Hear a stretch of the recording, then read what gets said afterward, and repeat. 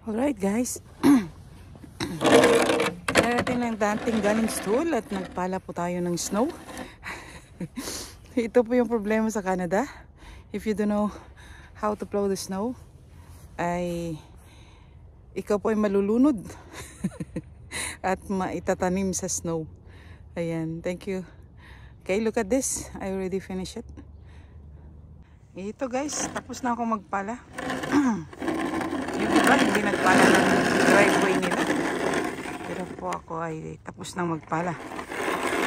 Ayan, yan po mga pinala ko this morning. Hindi ko na kinunan guys kasi nakakapagod, mag-whitey pa ako. After this mag-whitey ako. Ito yung sa amin. Yan, bungalow style lang ang bahay namin. Sa mga senior dyan at matatanda, ayaw nila ng 2 stories. Ayan. So, ang bungalow style ay mas maganda sa mga seniors.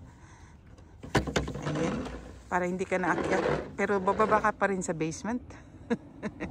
Kaya pagtyagaan nyo ang buhay ng Canada guys, ay naku po. Ayan, tingnan nyo. Tingnan nyo.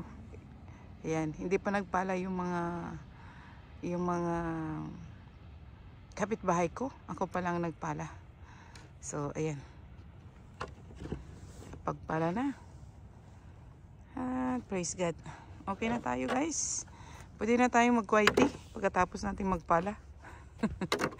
Lalagyan ko ito mamaya ng salt kasi madulas pag very thin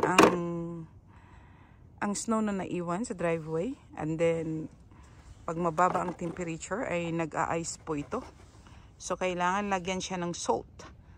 Kasi pag nilagyan mo siya ng salt, hindi na madudulas yun. Matutunaw ang snow.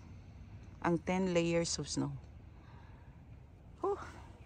Ito pag nag-iisa ka sa buhay guys at dito ka sa Canada, ikaw ang gagawa ng lahat ng bagay. Wala kang maaasahang iba kasi malayo ka sa family mo.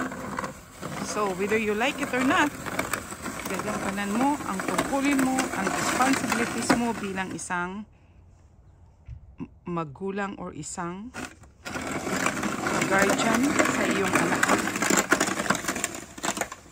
How I wish na makabalik ako ng Pilipinas at doon ako mag-for good at manirahan.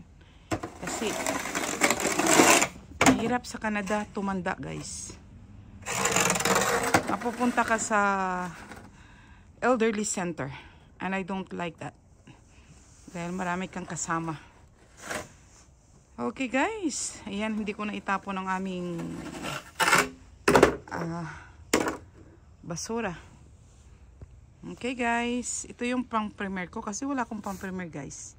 So I'm doing my best na lumabas ng bahay, gumawa ng pang-primer. Tingnan nyo guys, ang ganda tingnan yung tree na puno ng snow.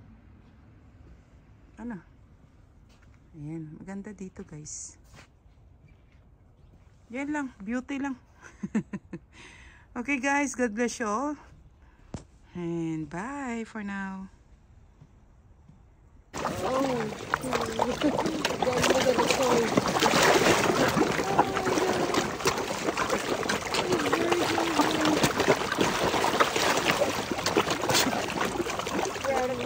They are all big.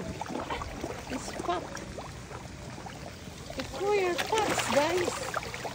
Look at those things. Oh no! They eat so much. Yeah. Oh my goodness. And then it's like, oh, so when they open this, big chunks. Weekend before, Oh wait, where is this? This one. That one's big chungus. Hi, little koi-kois. Would you like some foodie foodies? No. Hey, you're not even recording.